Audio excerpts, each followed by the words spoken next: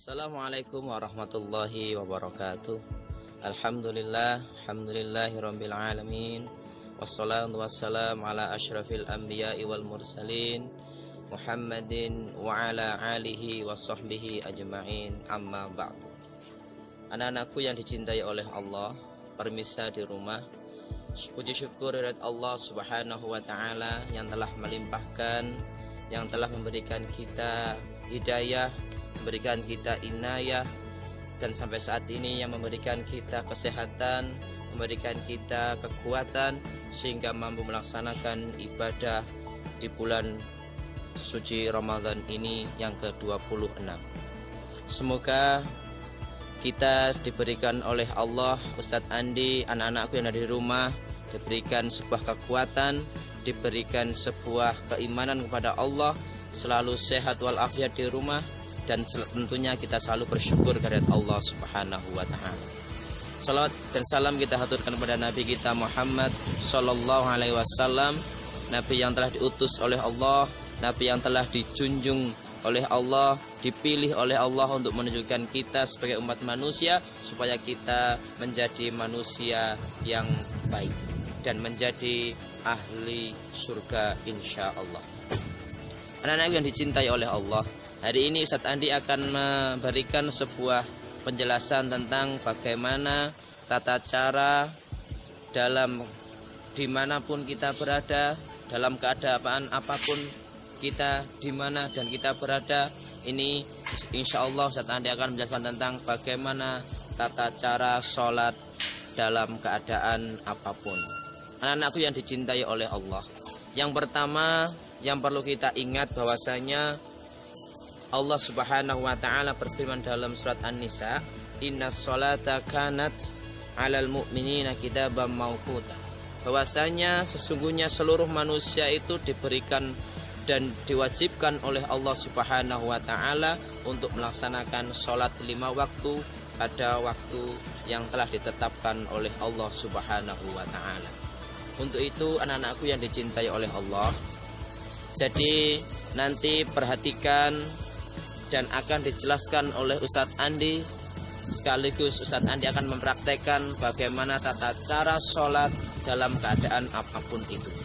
Jadi nanti jangan lupa anak-anakku selalu simak sampai selesai, karena ini adalah salah satu materi yang sangat penting dalam kehidupan kita, karena sholat merupakan sebuah kewajiban kita kepada Allah dan tidak boleh ditunda-tunda, bahkan tidak boleh kita tinggalkan. Kalau puasa Ramadan adalah wajib hukumnya, tapi masih bisa ditawar oleh kita apabila kita sakit ataupun dalam keadaan yang tidak memungkinkan. Tetapi ini adalah perintah Allah, merupakan perintah langsung dari Allah Subhanahu wa taala ketika Rasulullah melaksanakan Isra dan Mi'raj. Makanya ini adalah kewajiban kita kepada Allah, bahwasanya sholat tidak boleh kita tinggalkan. Tapi sholat adalah kewajiban kita dalam keadaan apapun, harus kita laksanakan sebagai umat Islam, sebagai umatnya Nabi Muhammad Rasulullah Sallallahu Alaihi Wasallam. Untuk itu anak-anakku yang dicintai oleh Allah, berikut Ustadz Andi akan menjelaskan dan mempraktekkan bagaimana tata cara sholat dalam keadaan apapun. Bisa dilihat.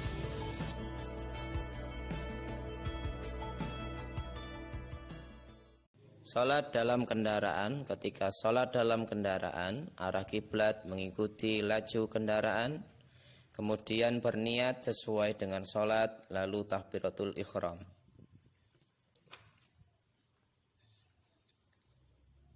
Melaksanakan rakaat pertama, baca doa Al-Fatihah dan surat pendek, kemudian ruku, iktidal, lalu melaksanakan sujud, kemudian duduk di antara dua sujud,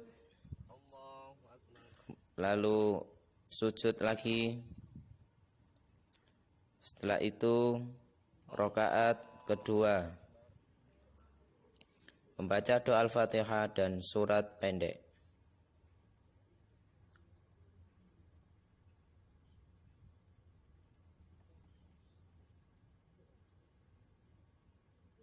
Setelah itu laksanakan ruku yang kedua dengan membaca doa ruku. Melaksanakan iktidal, kemudian melaksanakan sujud kedua, kemudian duduk di antara dua sujud dengan membaca doa, sujud lagi. Setelah itu melaksanakan tahiyat akhir dengan membaca doa.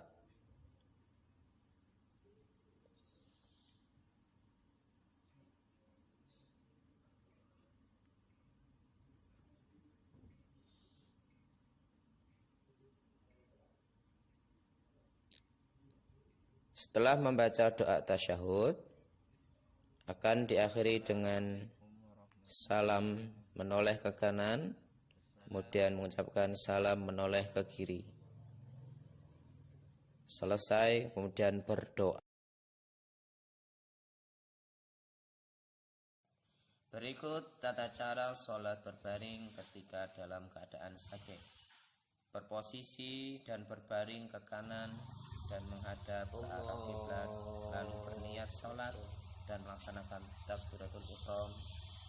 Bersedekap, membaca doa iftitah, lalu surat Al-Fatihah dan surat pendek.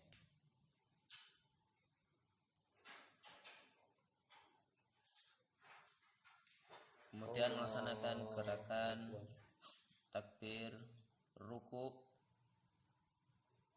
dengan membaca doa. Setelah itu iktidal dengan membaca doanya. Lalu kita melaksanakan sujud dengan mengangkat kepala ke bawah, kemudian duduk di antara dua sujud, kemudian sujud lagi mengarahkan kepala ke bawah. Setelah itu rakaat kedua bersedekap membaca surat Al-Fatihah, surat pendek dengan baik, dan takbir sujud dengan membaca doanya, lalu takbir atau iktidal serta doanya, kemudian melaksanakan sujud dengan mengangkat kepala ke bawah, lalu duduk di antara dua sujud, kepala ke atas, kemudian sujud yang kedua, lalu melaksanakan tahiyatul akhir dengan membaca doa tasyahud dengan sempurna.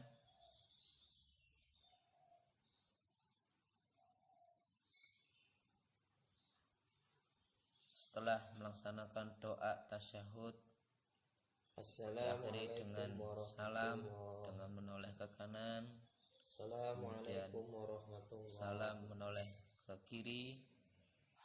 Setelah itu diakhiri dengan doa kepada Allah segera disembuhkan dari penyakitnya. Anak-anakku yang dicintai oleh Allah, selanjutnya Ustadz Adi akan menjelaskan tentang bagaimana tata cara sholat berisyarat.